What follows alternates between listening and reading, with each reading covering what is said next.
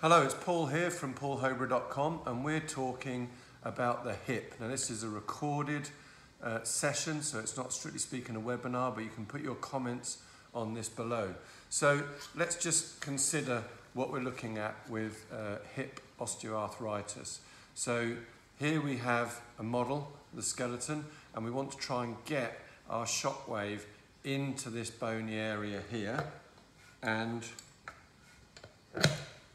we need to be making sure that our aim is to reduce bony edema in the ball and socket and all around that whole hip joint area.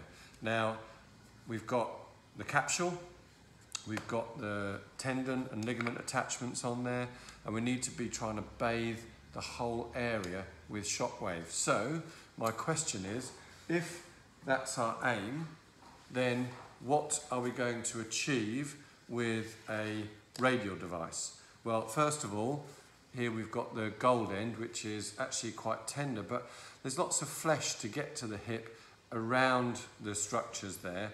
But my question is whether we think we will get sufficient depth, even with a high bar pressure, even using the deep impact head. And that, coupled with the fact that science doesn't really support the fact that radial is going to do very much to the bone tissue, suggests that at this moment in time at least, in order to get the depth and in order to achieve the right effect on the bone tissue, where we're trying to reduce bony edema, it is highly likely that what we need to do is to resort to our focus shockwave. Now, I would suggest straight away that you remove any standoff, and then you want to try and work directly to get to the hip joint. So which angle are we looking to treat through? Well, if we were to come straight on AP angle, then surely we've got a really great chance of hitting the hip joint. We would, I'm sure, be getting into the socket, and we'd be hitting the ball as well. But through that triangle there, at the front, the femoral triangle, we've got some major blood supply, some major nerve supply. So are we going to be treating through to the hip, or could we potentially be hitting into the nerve and the blood supply?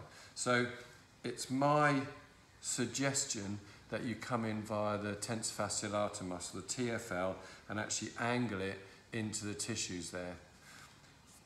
You will speak to your patient, and you could try with standoff 1, or in this case 2, and see where they report they're feeling the treatment.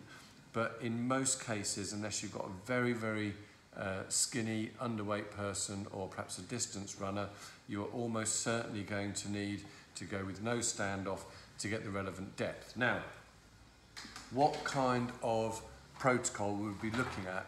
Well, first of all, we have to be patient-centered on this. What we don't want to do is just to try and go for a standard off-the-shelf protocol.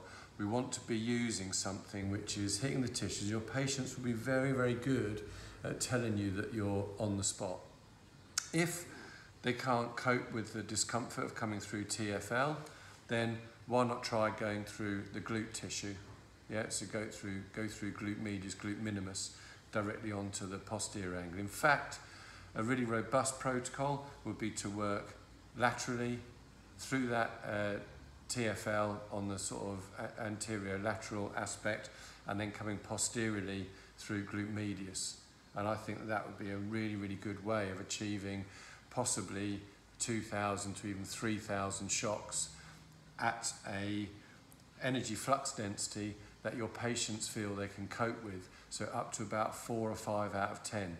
Don't worry so much about what you're achieving. Be more concerned about your patient feedback, whether they can feel it's in the right place. Even let them sometimes take hold of the apparatus to adjust it slightly so they really feel that it's hitting that hip joint. Always be certain to educate your patient that the hip joint isn't here as most people think it is, and it's not out on the greater trochanter like most people think it is. Indicate to them where they should be feeling it. Do a few AP mobes of the joint so they can really feel where it is, and then help them to help you direct to that tissue.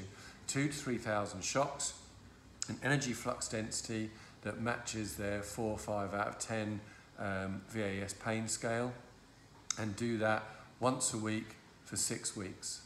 I don't think you get the right level of results at 3, can't prove that scientifically, but my standard protocol is 6 sessions, 1 a week for 6 weeks. And then you leave them for 3 months for them to come back and tell you how pain-free they are. I've got a couple of videos that will follow this of actual patients here with me who have had focus shockwave on their knee OA, and we'll soon be bringing up some on their hip OA to see how the patient reports their pain at 6 weeks. And it's really interesting because in the follow-up 6 weeks post-treatment and then 12 weeks post-treatment, the results seem to get better. At which point, after 3 months after your last treatment, I have no problem at all with redoing the treatment another 3 sessions, if you like, to top up if the person still has pain. And then what we look to do is every 6 months, if we've got some fairly significant OA there, every 6 months, maybe every 3 months if they need it, we do a top up of 3 sessions. Again, working on an energy flux density, the person reports a 4, 5 out of 10 on the pain scale. And you can keep doing that every 6 months and potentially save this person through going through significant surgery, maintaining their quality of life, being pretty much pain-free or very, very low in pain. I don't know at this stage whether we're stopping OA, whether we're improving OA, but one thing that seems pretty clear from the evidence is we are reducing significantly, if not altogether, the bony edema, and that seems to be one of the things that has the greatest effect. There's a change to nitrous oxide, which has been seen in rabbits' knees and rats' knees, and we think that that may be having a response. But actually, reducing pain, reducing bony edema, getting that person moving again, which is the key. They can start to do some rehab and strengthening. They have a loss of instability, they have an increase in strength, and overall an improved quality of life. So why not try it? Thanks for listening.